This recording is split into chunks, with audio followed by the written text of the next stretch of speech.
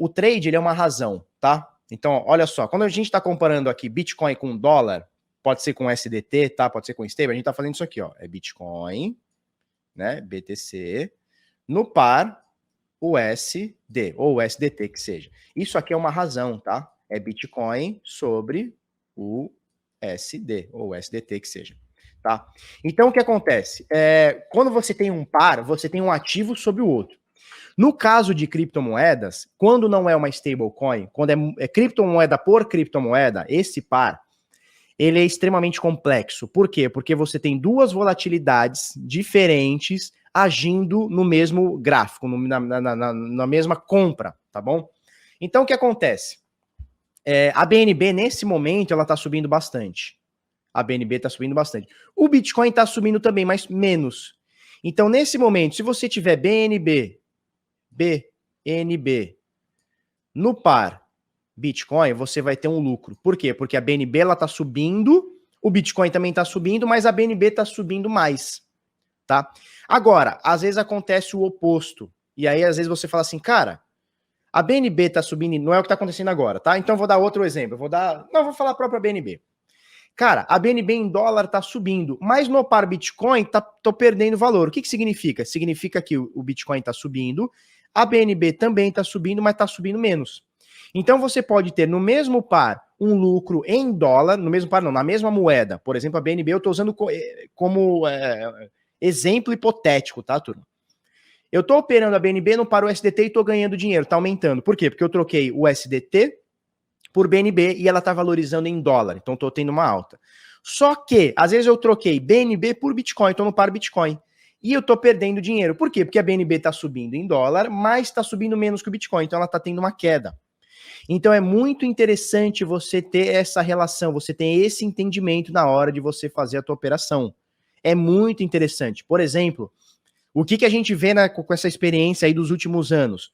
Trades no par stable, seja o SDT, seja o SDC, seja a DAI, acho que DAI não tem muito par, ou se tem, não tem liquidez, né? Ou TUSD, não importa.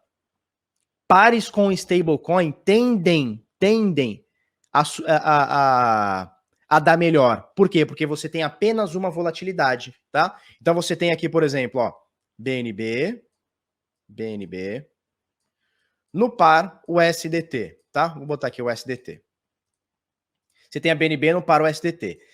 Se você está comparando ela no par Bitcoin, você tem duas volatilidades, a BNB e a Bitcoin, né? Você tem duas volatilidades. Quando você está operando no par USDT ou USDC ou DAI, que seja, quando você está operando stable, você tem apenas uma volatilidade, porque a outra está travada. No caso do Bitcoin, ó, as duas moedas fazem isso. Podem fazer as duas para cima, pode fazer as duas para baixo, pode fazer uma para cima e uma para baixo. No caso da stablecoin, tá? Operando uma altcoin no par stablecoin, ou até o Bitcoin no par stablecoin, você tem a USDT ou a stablecoin travada, ela não oscila, ou oscila muito pouquinho, ela está sempre tendendo a valer $1, e você tem, por exemplo, a BNB subindo ou descendo. Então, a sua solidez no trade é muito mais forte, porque você anula uma volatilidade. O meu método hoje, ele está muito melhor, muito melhor, operando em stablecoin do que em Bitcoin. Porque tá uma loucura, cara. O Bitcoin sobe muito. Como é que você vai fazer uma moeda subir mais do que o Bitcoin? Tudo bem, nesse período, nos últimos 30 dias, as altcoins subiram mais que o Bitcoin. Beleza. Mas de janeiro para fevereiro, o Bitcoin subiu mais do que praticamente todas juntas. De outubro para dezembro, o Bitcoin subiu mais do que todas juntas. Do ano passado para o final do ano passado, do início para o final, o Bitcoin subiu mais todas juntas. Então é muito difícil você fazer um trade no par Bitcoin. É muito difícil mesmo, tá? Por conta dessa dupla volatilidade. E assim, se a gente for parar para ver, é muito difícil você superar o Bitcoin. Cara, é um ativo que em 12 meses é um ativo que subiu 1.500%. Cara, como é que você supera isso, um ativo que faz em 12 meses 1.500%? É muito difícil, cara. É muito difícil.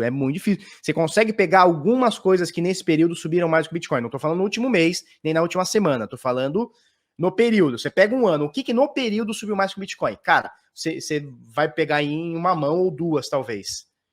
Né? A maioria acabou perdendo. É mais difícil. Agora não, agora tá bonito. Acho que deu para entender, né? Mais ou menos. Entenda sempre como uma razão, um sobre o outro, tá?